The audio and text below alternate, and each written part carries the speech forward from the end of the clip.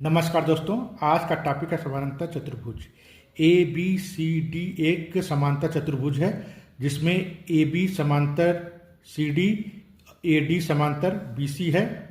यदि B C को आधार मानते हैं तो ऊंचाई H1 होगी और यदि ए बी को आधार मानते हैं तो ऊंचाई H2 होगी। समांतर चतुर्भुज ए बी सी डी का परिमाप कैसे निकालते हैं? परिमाप बराबर होता है 2 गुणे ब्रैकेट में ए प्लस बी।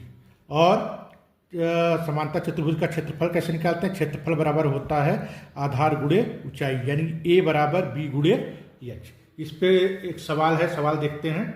एक समांतर चतुर्भुज ए बी सी डी में आसन भुजाएं ए बी एवं बी सी क्रमशः 16 एवं 20 सेंटीमीटर है और ए डी एवं बी सी के बीच की लंबवत दूरी 12 सेंटीमीटर है, तो ए बी और डी सी के बीच की लंबवत दूरी क्या है?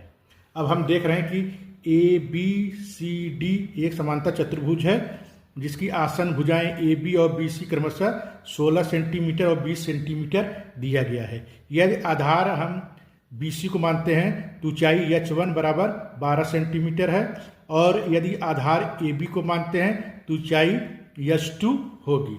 अब हम देख रहे हैं कि क्षेत्रफल क्या होता है?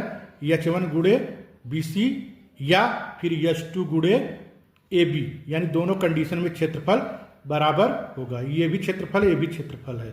तो देखते हैं कि H1 गुणे बी सी बराबर H2 गुणे ए बी, यानी 12 गुणे 20 बराबर H2 गुणे 16। तो H2 बराबर क्या हो जाएगा? 12 गुणे 20 बट्टे 16। इसको हम काट दे रहे हैं, ये 3 और ये 4, ये आ गया 5, 5 तिहाई 15 सेंटीमीटर, यानी कि ऊंचाई कितनी आ गई?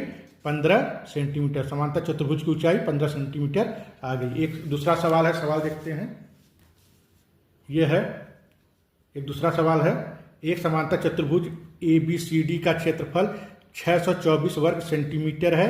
यदि भुजा बी सी की लंबाई 26 सेंटीमीटर हो तो समांतर रेखा ए डी और बी सी की लंबवत दूरी क्या है?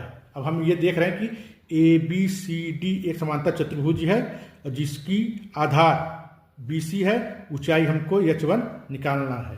तो दिया गया है ए बी सी डी का क्षेत्रफल 624 वर्ग सेंटीमीटर, रेखा बी सी की लंबाई 26 सेंटीमीटर, मान लेते हैं कि ऊंचाई H है। तो समांतर चतुर्भुज का क्षेत्रफल बराबर आधार गुणे ऊंचाई, तो 624 बराबर 26 गुणे H, यानी ऊंचाई H बराबर 624 बटे 26, यानी कि ये अगर काट देंगे तो आ जाएगा 13 दूनी 26 और ये आ जाएगा 48।